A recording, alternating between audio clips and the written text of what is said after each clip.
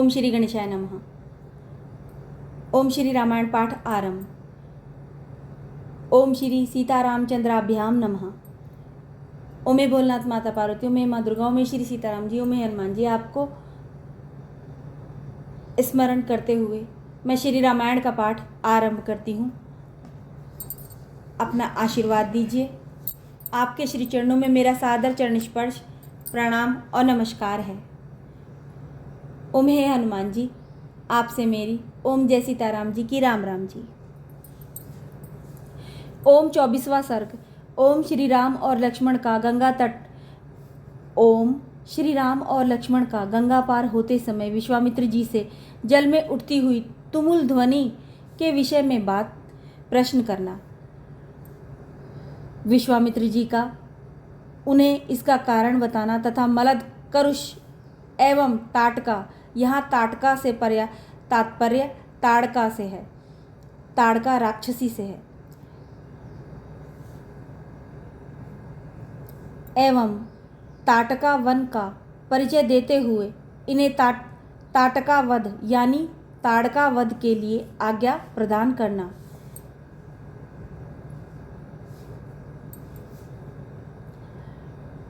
ओम तदंतर निर्मल प्रभात काल में नित्य कर्म से निर्वत हुए विश्वामित्र जी को आगे करके शत्रुदमन वीर श्री राम और लक्ष्मण गंगा नदी के तट पर आए। उस समय उत्तम व्रत का पालन करने वाले उन पुण्याश्रम निवासी महात्मा मुनियों ने एक सुंदर नाव मंगवाकर विश्वामित्र जी से कहा, महर्षि आप इन राजकुमारों को आगे करके इस नाव पर बैठ जाइए और मार्ग को निर्विघ्नता पूर्वक तय कर लीजिए, जिससे विलंब न हो।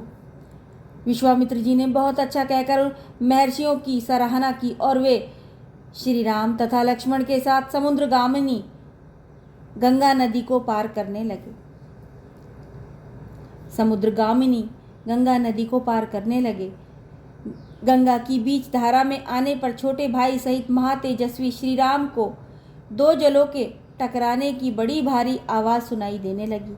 यह कैसी आवाज़ है, क्यों तथा कहाँ से आ रही है, इस बात को निश्चित रूप से जानने की इच्छा उनके भीतर जाग उठी। तब श्री राम ने नदी के मध्य भाग में मुनिवर विश्वामित्र से पूछा, जल के परस्पर मिलने से यहाँ ऐसी तुमुल ध्वनि क्यों हो रही है। श्री रामचंद्र जी के वचन में इस रहस्य को जानने की उत्कंठा भरी हुई थी। उसे सुनकर धर्मात्मा विश्वामित्र ने उस महान शब्द तुमुल ध्वनि का सुनिश्चित कारण बताते हुए कहा, नरश्रेष्ठ श्री राम, कैलाश पर्वत पर एक सुंदर सरोवर है। उसे ब्रह्मा जी ने अपने मानसिक संकल्प से प्रकट किया था। मन के द्वारा प्रकट होने से ही वह उत्तम सरोवर मानस कहलाता है। मन के द्वारा प्रकट होने से ही वह उत्तम सरोवर मानस कहलाता है। उस सरोवर से एक नदी निकलती है जो अयोध्यापुरी से सटकर बहती है। ब्रह्मसर से निकलने के कारण वह पवित्र नदी सरयू के नाम से विख्यात है। ब्रह्मसर से निकलने के कारण वह पवित्र नदी सरयू के नाम से विख्यात है। उसी का जल गंगा जी में मिल रहा है।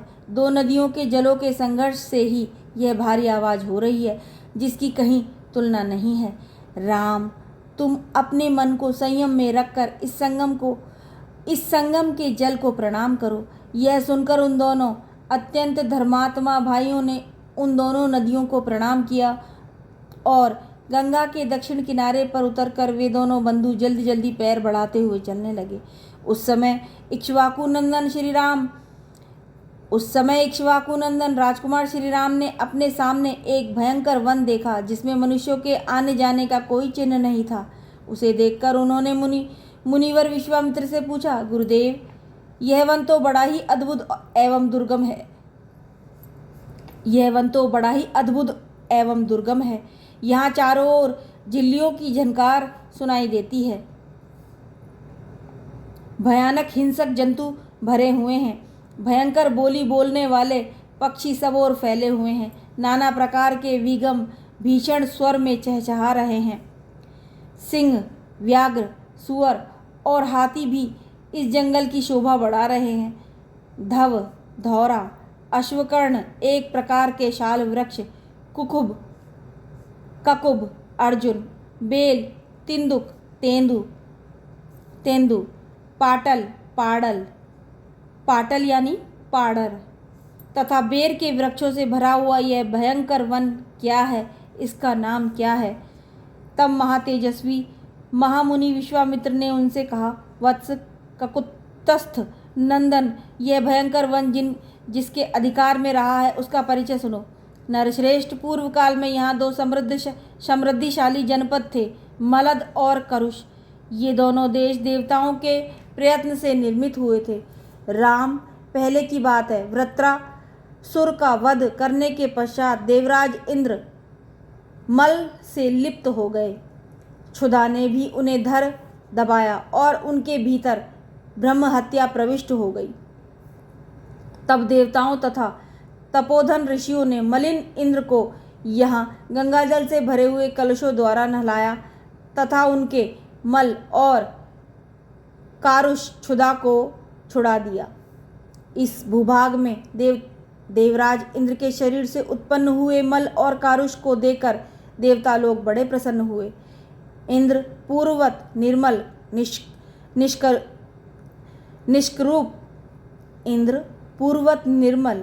निष्करूष क्षुधाहीन एवं शुद्ध हो गए। तब उन्होंने प्रसन्न होकर इस देश को यह उत्तम वर प्रदान किया। ये दो जनपद लोक में मलद और करुष नाम से विख्यात होंगे। मेरे अंगजनित मल को धारण करने वाले ये दोनों देश बड़े समृद्धिशाली होंगे। बुद्धिमान इंद्र के द्वारा की गई उस देश की वह पूजा देखकर देवताओं ने पाक शासन को बारंबार साधुवाद किया। शत्रुदमन, मलद और करुष ये दोनों जनपद दीर्घकाल तक समृद्धिशाली, धन धान्य से संपन्न तथा सुखी रहे। कुछ काल के अनंतर यहाँ इच्छानुसार रूप धारण करने वाली एक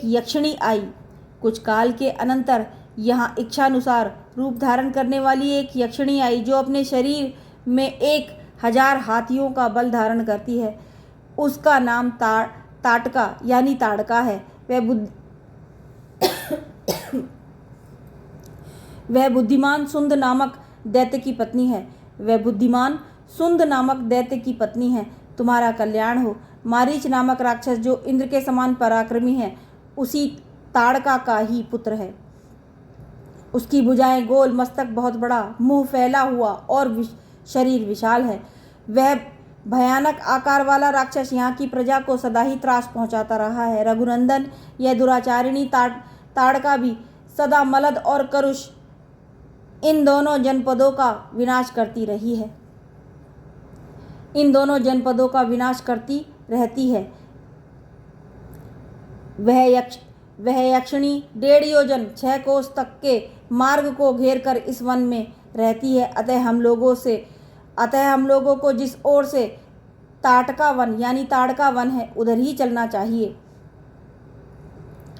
तुम अपने बाहुबल का सहारा लेकर इस दुराचारिणी को मार डालो। मेरी आज्ञा से इस देश को पुनः निष्कंटक बना दो। यह देश ऐसा रमणीय है तो भी इस समय कोई यहाँ आ नहीं सकता। राम, उस असह्य एवं भयानक यक्षिणी ने इस देश को उजाड़ कर डाला है। यह वन ऐसा भयंकर क्यों है, यह सारा रहस्य मैंने तुम्हें बता दिया। उस यक्षिणी ने ही इस सारे देश को उजाड़ दिया है और वह आज भी अपने उस क्रूर कर्म से निवृत्त नहीं हुई है। इस प्रकार श्री वाल्मीकि निर्मित आर्ष रामायण आदि काव्य के बालकांड में 24वां सर्ग पूरा हुआ। ओम जय श्री सीताराम जी की जय, हनुमान जी।